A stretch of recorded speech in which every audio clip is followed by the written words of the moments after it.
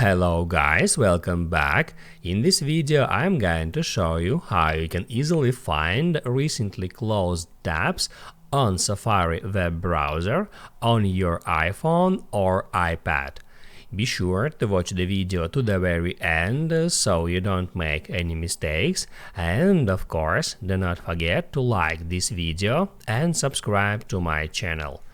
So let's begin, and first, once you opened your Safari browser, just hit right here at the two squares icon to see all your opened tabs.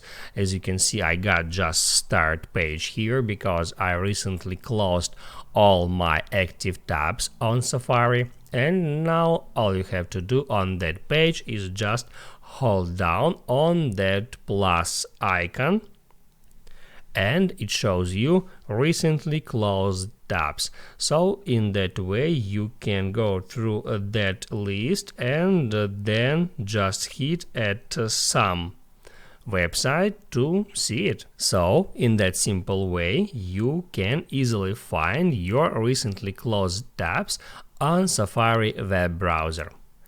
Now you can write down in the comments below if you have any questions about that tutorial, and also I recommend you to check out my Safari tutorials playlist, which you can easily find in the description.